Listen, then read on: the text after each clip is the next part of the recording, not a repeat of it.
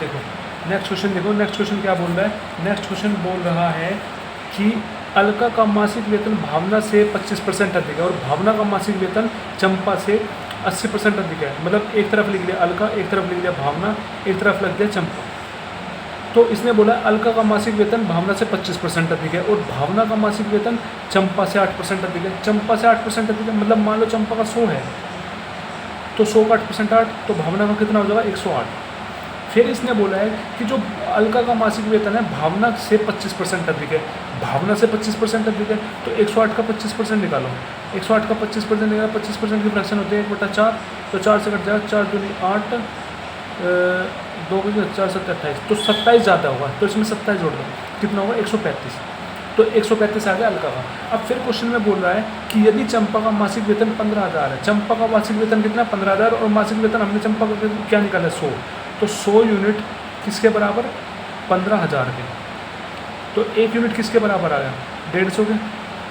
तो इसने पूछा तो अलका का मासिक वेतन क्या होगा, अलका का मासिक वेतन क्या होगा, अलका का मासिक वेतन है 135, तो 135 यूनिट की वैल्यू क्या होगी, तो 150 इंटू 135। अब देखो क्या करना है, अब इसकी मल्टीप्लाई करके देख लो, जीरो तो आएगा लास्ट में क्योंकि देखो सब में जीरो है, तो इस 5 की नेक्स्ट वाले से मल्टीप्लाई करके देखो, तो 5 पंजे 25, तो मतलब जीरो के बाद अगली डिजिट 5 आनी चाहिए। ऐसा कौन सा क्वेश्चन है जीरो के बाद जो 5 आ रही है, तो एकमात्र एक है जो जीरो के बाद 5 आ रही है, तो option second is correct answer. ठीक, आई होप आपको समझ में आया होगा। नेक्स्ट क्वेश्चन देखते हैं अब। नेक्स्ट क्वेश्चन क्या बोल रहा है, नेक्स्ट क्वेश्चन बोल रहा है कि ए बी सी ने संयुक्त रूप से क्रम से 11.9 लाख, 13.6 लाख और 8.5 लाख पर निवेश करके एक व्यवसाय शुरू किया। मतलब कि 3 है हमारे पास, 3 लोग हैं, एक ए है, एक बी है, एक सी है। तो इन्होंने, ए ने तो 11.9 लाख निवेश किया, बी ने 13.6 लाख निवेश किया और सी ने 8.5 लाख निवेश किया व्यवसाय में।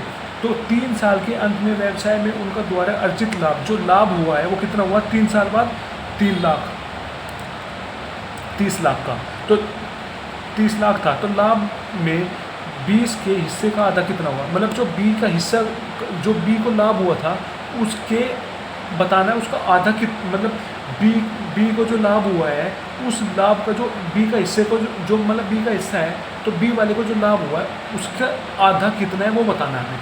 पहले तो एक चीज़ देखो, क्योंकि 3 साल कह दिया, इसने क्या बोल दिया कि टाइम बिल्कुल फिक्स कर दिया, टाइम कांस्टेंट कर दिया। जब टाइम फिक्स करता है, जो हमारा निवेश का रेशियो होता है वो हमारा प्रॉफिट का रेशियो होता है, आपको ये चीज़ पता है। तो 11.9, 13.6 और ये तो पॉइंट से पॉइंट कट गया, ठीक है। अब इसको हम काटेंगे, काट के इसका फ्रैक्शन क्या बनेगा, इसका फ्रैक्शन हमारे पास बनेगा, देखो किससे कटेगा ये मैं काट सकता हूँ, किससे कट सकता है ये कटेगा 17 से कट जाएगा आराम से, 17 से कट जाएगा, 17 पंजे 85, 17 अट्ठे 136 और 17 सत्ते 109। तो रेशियो क्या आ गया प्रॉफिट का रेशियो आ गया 7:8:5। तो 3 साल के अंत तक जो उसको जो लाभ हुआ वो कितना हुआ 30 लाख। तो यहाँ पे 3 साल के बाद कितना लाभ हो जाए 7 + 8 15, 15 + 5 20, तो 20 यूनिट किसके बराबर 30 लाख के बराबर हुआ। 30 1 2 3 4, तो 1 यूनिट किसके बराबर आ गया यहाँ से, 1 यूनिट आ गया 30 1 2 3 4/20, ठीक यहाँ है। तो इसने पूछा क्या है, तो जो बी को लाभ हुआ है उसका आधा हिस्सा बताना है। बी को लाभ कितना हुआ 8 का, तो 8 का आधा तो 4, तो 4 यूनिट की वैल्यू बतानी है। तो 4 यूनिट कितना हो जाएगा, तो 3 1 2 3 4/20 × 4, तो 4 से कट जाए 4 5 जा, 5 से कट जाए 5 6 1 2 3 4, कितना आ गया ये हमारे पास आ जाएगा 6 लाख। कितना आ गया 6 लाख। तो option 4 is correct answer, option 4 is correct answer, ठीक। ऐसे नेक्स्ट क्वेश्चन देखते हैं। नेक्स्ट क्वेश्चन क्या बोल रहा है, नेक्स्ट क्वेश्चन बोल रहा है हमको कि किसी वस्तु को 2000 में बेचा जाता है, मतलब किसी वस्तु को 2000 में बेचा जाता है और उस पर अर्जित लाभ उसी वस्तु को 400 में बेचने पर हुई हानि का 3 गुना है। मतलब क्या बोल रहा है, इस क्वेश्चन में बोल रहा है कि क्या बोल रहा है, इस क्वेश्चन में हमको बोल रहा है किसी वस्तु को 2000 में बेचा जाता है, मतलब कोई वस्तु है जिसको 2000 में बेच दिया, तो 2000 में बेचने के बाद और उस पर अर्जित लाभ, उस वस्तु को 400 में बेचने पर हुई हानि, मतलब कोई चीज़ फिर 400 पे बेचने पर जो उसको लाभ हुआ, वो लाभ जो है हानि का 3 गुना है। जो लाभ हुआ है मतलब कि किसी वस्तु को पहले तो उसने 2000 में बेचा, फिर 2000 में बेचने के बाद उस पर फिर उसने जो 400 में जो चीज़ उसने 400 में बेची है उस पर जो लाभ हुआ है वो लाभ किसके बराबर है, लाभ का हानि का 3 गुने के बराबर है। मतलब लाभ मतलब प्रॉफिट के किसके 3 गुना है लॉस के, तो profit is equal to 3 into loss होगा। तो यहाँ से प्रॉफिट कैसे निकालते हैं, प्रॉफिट निकालते हैं सेलिंग प्राइस में से कॉस्ट प्राइस घटाते हैं, मतलब जितने में उसने बेची माइनस कर देंगे जितने में खरीदी, तो इससे प्रॉफिट निकलता है। लॉस कैसे निकालते हैं, CP माइनस SP करके। ठीक, तो अब ये चीज़ इसमें उठा के रखनी होती है, क्योंकि ऐसी चीज़ दे रखी है, तो कैसे करेंगे, इसमें रख दो, P की जगह क्या लिख सकते हैं, SP minus CP is equal to 3, और L की जगह रख दें CP माइनस SP। ठीक, तो अब एक चीज़ क्या करेंगे, अब सेलिंग प्राइस कितने में बेची है, पहली चीज़ हमने 2000 में, तो 2000 आ गया। ठीक, कितना आ गया 2000 माइनस CP, हमें कॉस्ट प्राइस हमें पता नहीं कितने में खरीदी है, तो इंटू 3, यहाँ पे CP हमें पता नहीं है, माइनस दूसरी चीज़ कितने में बेची 400 में। ठीक है, तो अब इसको सोल्व करेंगे, तो कैसे सोल्व करेंगे, तो 2000 minus CP is equal to 3CP minus 1200। तो अब 3CP उधर जाके प्लस में हो जाएगा, तो प्लस 3CP प्लस CP कितना बन गया 4CP। अब ये माइनस में उधर जाके प्लस में, तो 2000 प्लस 1200 का बन जाएगा 3200।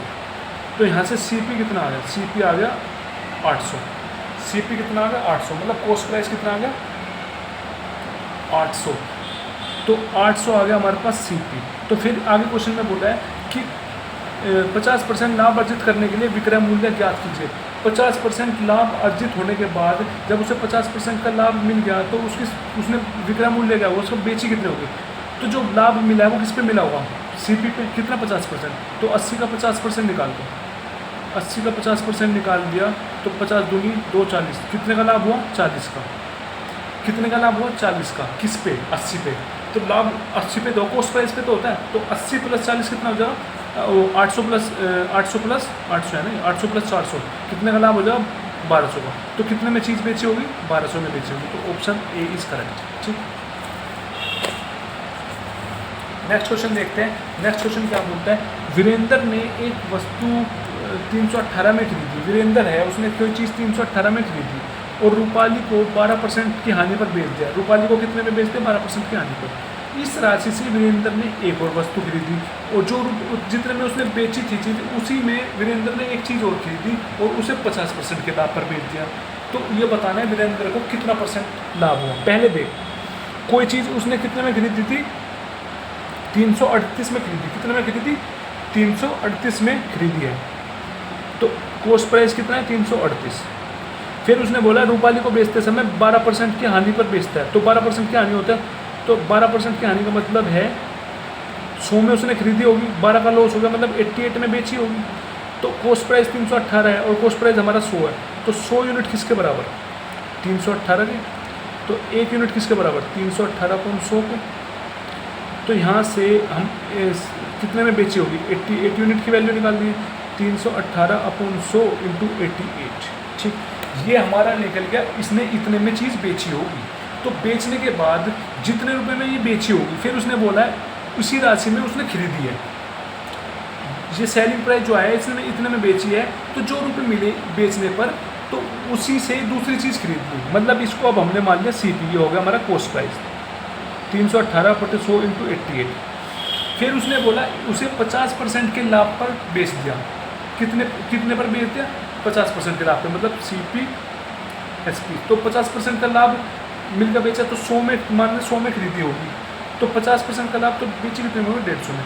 तो हमें बताना है बेची कितने में होगी, तो CP है ये, तो 100 यूनिट की वैल्यू कितनी दे रखी है 100 यूनिट की वैल्यू दे रखी है 318/100 इंटू 88। तो 1 यूनिट की वैल्यू कितनी आ गई 318/100 इंटू 88/100। तो यहाँ से पूछिए 150 की 150 की वैल्यू, 150 यूनिट कितनी आ जाएगी 150 यूनिट आ जाएगी 318/100 इंटू 88/100 इंटू 150। अब काट दो इसे जिससे कटता हो। अब काटो, 0 से 0 कटेगी, 5 3 15, 5 दूनी 10, 2 44 जा। ठीक, अब काट दो इससे 2 50 जा, 2 एकम 2, 2 पंजे 10, 2 नम 18। फिर अब काट देगा 25 से, 2 22 जा। ठीक, अब इसकी मल्टीप्लाई करेंगे, मल्टीप्लाई कर के हमारे पास क्या आ जाएगा, मल्टीप्लाई करके हमारे पास कितना आ जाएगा, वो आ जाएगा हमारे पास लगभग लगभग लगभग लगभग करेंगे मल्टीप्लाई 159 की मल्टीप्लाई करिए 22 इंटू 3 कितना 66।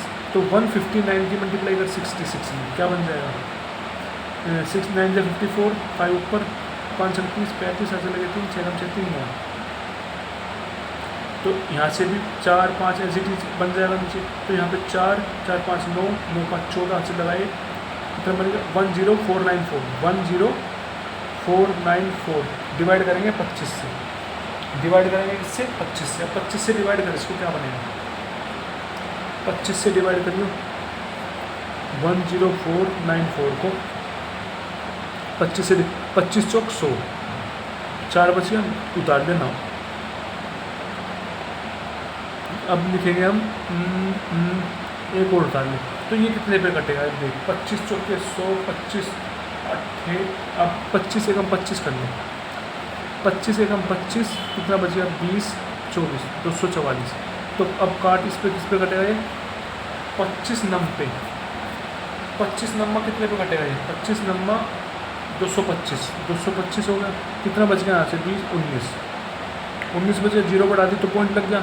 ये कितने पे कटेगा लगभग 25 छक्कर पे, 25 छक्कर पे कितना होता है 25 छिक कितना हो जाएगा 25 छिक 150, 25 सत्ते 25 सत्ते 175, कितना बच गया 25 15 बच गया, सॉरी 15। तो 0 बढ़ा दिया, 0 बढ़ा दिया तो ये कितने पे कट जाएगा 25 छक पे। तो हमारा पास जो सेलिंग प्राइस है वो कितने में बेचा हुआ, वो सेलिंग प्राइस आ गया हमारे पास 419.76। मतलब क्या आया, सेलिंग प्राइस कितना आ गया हमारे पास 419.76। हमें निकालना क्या है कितने का प्रॉफिट हुआ है। तो कोस्ट प्राइस कितने में इसने स्टार्टिंग में खरीदी थी, वो खरीदी थी 318 में, कितने में खरीदी थी 318 में, बेच 419 में रहा है। तो कितने का प्रॉफिट हुआ उसे प्रॉफिट हुआ है 101.76 रुपये का। तो अब हमें निकालना प्रॉफिट परसेंटेज। प्रॉफिट परसेंटेज कैसे निकलता है, प्रॉफिट अपॉन CP इंटू 100। तो कितने का प्रॉफिट हुआ 101.76 का, अपॉन में CP कितना है 318 इंटू 100। अब क्या करेंगे, पॉइंट हटाने के लिए पॉइंट हटाने की जरूरत नहीं है, इसकी मल्टीप्लाई कर दो सीधा, तो 101.76 बनेगा अपॉन 318। अब इसको डिवाइड करेंगे, डिवाइड करके क्या आएगा हमारे पास, इसको डिवाइड करके लगभग आंसर आ जाएगा इसका। करते हैं डिवाइड, चलो 2 से काट दो पहले, तो 2 एकम 2, 2 पंजे 10, 2 नम 18, तो 2 पंजे 10 50 100, 2 अट्ठे 16, 2 अट्ठे 16। ठीक, अब इसको काट दो 159 से, 5088 डिवाइडेड बाय 159।